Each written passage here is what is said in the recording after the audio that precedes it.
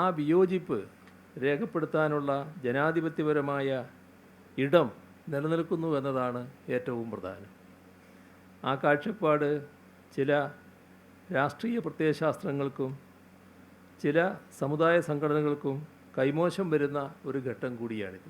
സമഗ്രമായി അടയാളപ്പെടുത്തുന്നതോടൊപ്പം 14 ഭാഗങ്ങളിലായി വിവിധ വിഷയങ്ങളിൽ സമസ്തക്കുള്ള കാഴ്ചപ്പാടുകൾ അവതരിപ്പിക്കുക കൂടിയാണ് ഈ പുസ്തകത്തിൽ ചെയ്തിട്ടുള്ളത്.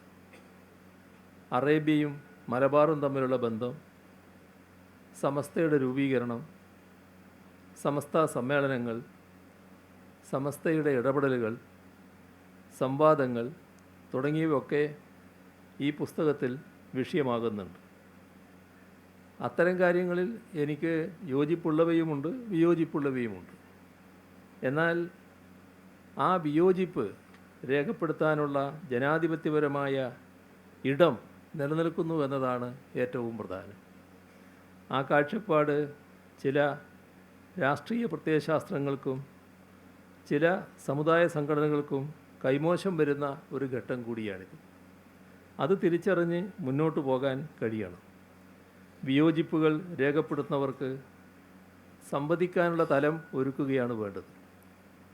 ഏറ്റവും മാന്യമായി പ്രതിപക്ഷ ബഹുമാനത്തോടെ വേണം ഒരാളെ സ്വന്തം ആശയധാരയിലേക്ക് അടുപ്പിക്കാനെന്ന കാര്യം അറിവുള്ളതാണല്ലോ. 1926 സമസ്ത രൂപീകരിക്കപ്പെടുന്നത്.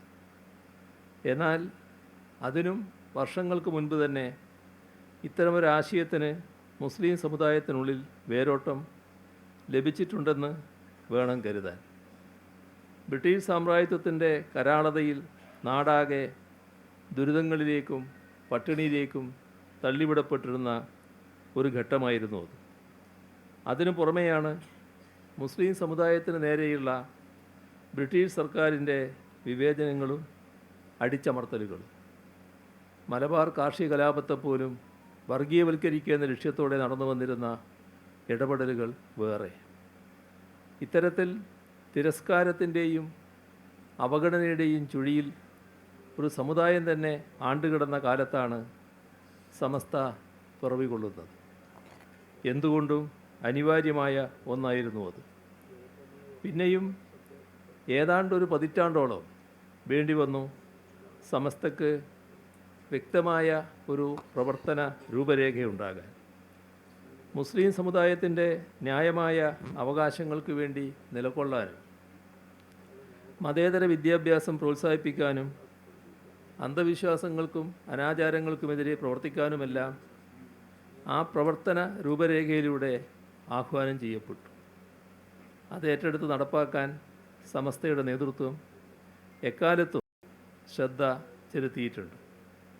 അവയിൽ ഓരോന്നിലും കൈക്കൊണ്ട നടപടികൾ എന്തൊക്കെ, കൈവരിച്ച മുന്നേറ്റങ്ങൾ എന്തൊക്കെ, ഇനി തിരുത്തപ്പെടേണ്ടത് എന്തൊക്കെ, ഈ നിലക്കുള്ള ചർച്ചകൾ ഉയർത്തിക്കൊണ്ടുവരാൻ ഈ ശതാബ്ദി വേള ഉപയോഗിക്കുമെന്നാണ് പ്രതീക്ഷിക്കുന്നത്.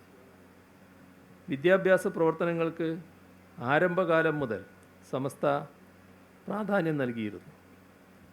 മലബാർ കലാപത്തെ തുടർന്ന് ഇംഗ്ലീഷും വേണ്ട, ഇംഗ്ലീഷുകാരുടെ വിദ്യാഭ്യാസവും വേണ്ട എന്ന ആശയത്തോട് പലരും അടുത്തപ്പോൾ അവരെ ലോക വൈജ്ഞാനിക ശൃംഖലയുമായി ബന്ധിപ്പിക്കാൻ മുൻകൈയെടുത്ത പ്രസ്ഥാനങ്ങളിൽ ഒന്നാണ് സമസ്ത.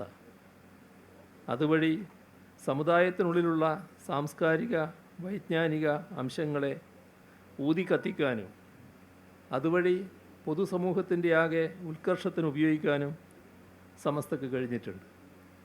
അതിനുതകും വിധമുള്ള പ്രവർത്തനങ്ങൾ സമസ്തയുടെ ആഭിമുഖ്യത്തിലുള്ള വിദ്യാഭ്യാസ സ്ഥാപനങ്ങളും സംഘടനകളും ഏറ്റെടുക്കുന്നുണ്ട് എന്നത് ശ്രദ്ധേയമായ കാര്യമാണ്. ഇസ്ലാം മതത്തിനുള്ളിലെ പുരോഗമനോന്മുഖമായ ആശയങ്ങളെ പൊതുസമൂഹത്തിന് ബോധ്യപ്പെടുത്തി കൊടുക്കുന്നതിനുള്ള പ്രവർത്തനങ്ങൾ അതും നല്ല രീതിയിൽ തുറന്നും നടക്കേണ്ട ഒരു കാര്യം തന്നെയാണ്. 1959 തന്നെ സമസ്തയുടെ നേതൃത്വത്തിൽ ഇസ്ലാം മത വിദ്യാഭ്യാസ ബോർഡ് രൂപീകരിച്ചിരുന്നു.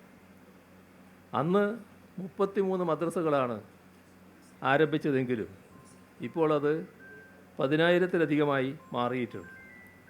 വിവിധ ഭാഷകളിലുള്ള പുസ്തകങ്ങൾ വിദ്യാർത്ഥികളുടെ കൈകളിലേക്ക് എത്തിക്കുന്നു.